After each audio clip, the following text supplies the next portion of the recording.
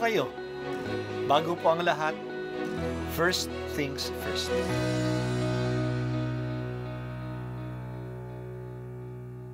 Good morning po. Sinisimulan po natin ngayon ang first things first. At dito po, tinatalakay natin sa unang bahagi ng umaga natin ay ang first readings na binabasa po sa banal na misa. Ito pong tinatalakay natin kasi madalas po kasi marami na tayong alam tungkol sa gospel readings. Pero konti po ang nagsasalita sa first readings. Pero ang first readings, bahagi din po yan ng Biblia, ng banal na kasulatan. Kaya susubaybayan po natin ang mga first readings, basahin po natin at minsan kailangan ng basahin ng 2 o 3 beses bago maintindihan kasi hindi po tayo familiar sa mga istorya at sa mga kaisipan na tinatalakay dito. Ang pagbasa mula sa unang sulat ni Apostol San Juan. Mga pinakamamahal, ito ang aming narinig kay Hesukristo at ipinahahayag namin sa inyo. Ang Diyos ay ilaw at walang anumang kadiliman sa Kanya. Kung sinasabi nating tayo'y kaisa niya, ngunit namumuhay naman sa kadiliman, nagsisinungaling tayo at hindi namumuhay sa katotohanan. Ngunit kung namumuhay tayo sa liwanag, kung paanong siya'y nasa liwanag, tayo'y nagkakaisa at nalilinis ng dugo ni Jesus na Kaniyang anak sa lahat ng ating kasalanan. Kung sinabi nating tayo'y walang kasalanan, dinadaya natin ang ating sarili at wala sa atin ang katotohanan. Kung ipinahahayag natin ang ating mga kasalanan, maaasahan nating ipatatawad sa atin ng Diyos ang mga ito at lilinisin tayo sa lahat ng ating kasamaan, sapagkat Siya'y matuwid. Kung sinasabi nating hindi tayo nagkakasala, ginagawa nating sinungaling ang Diyos at wala sa atin ang Kaniyang salita.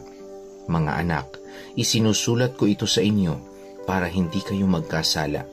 Ngunit kung magkasala ang sinuman, may tagapamagitan tayo sa Ama at Siya'y si Hesukristo, ang walang sala. Sapagkat si Kristo ang handog sa ikapagpapatawad ng mga kasalanan natin at kasalanan din ng lahat ng tao. Ang salita ng Diyos. Salamat sa Diyos.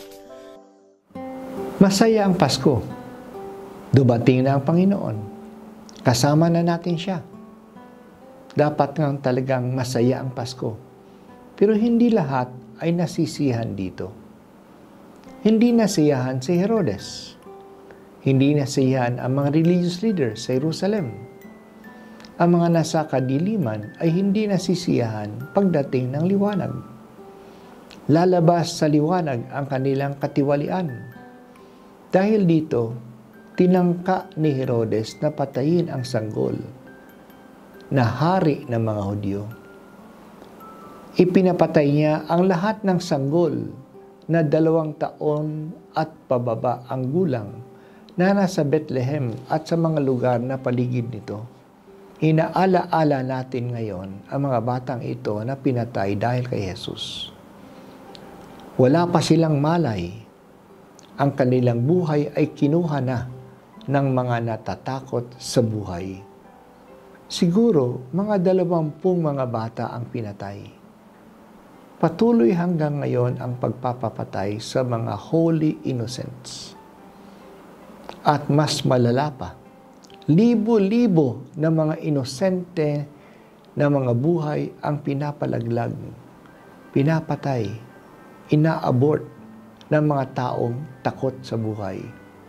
Sa kanilang pagtatanggol, pinagtatanggol nila ang reproductive rights, isang gawa-gawang karapatan.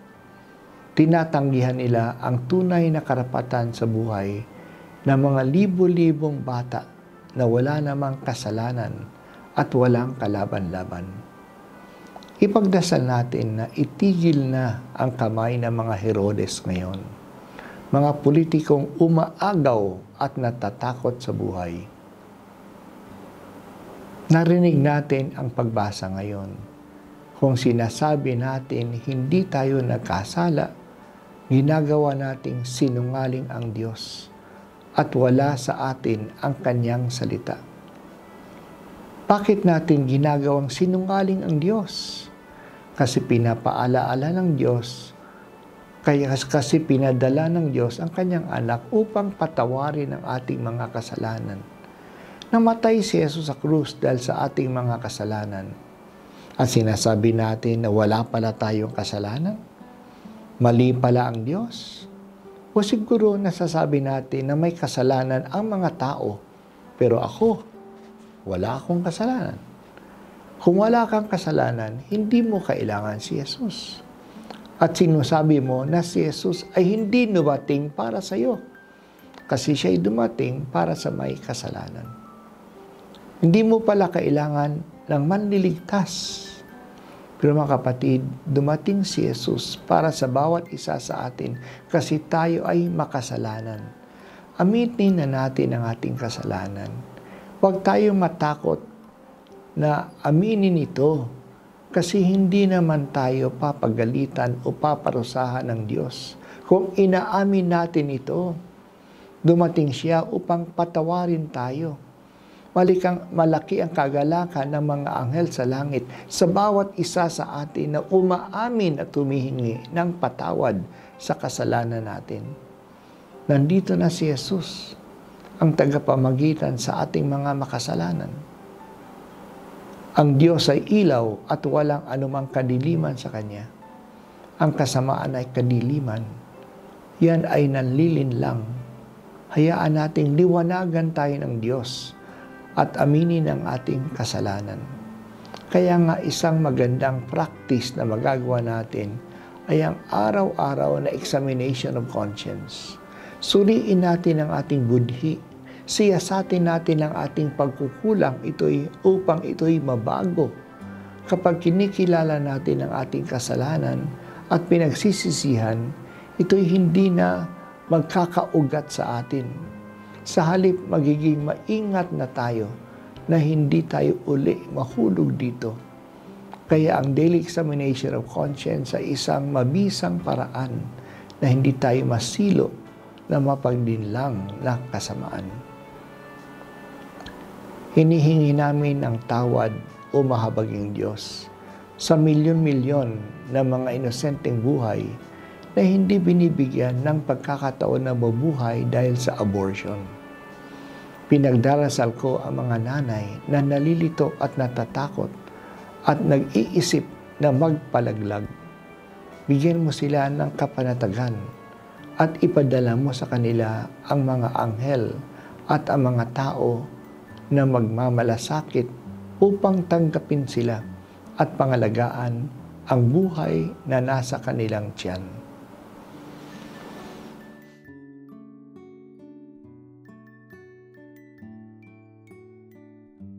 At ako po ay si Bishop Broderick Pabilio dito sa First Things First.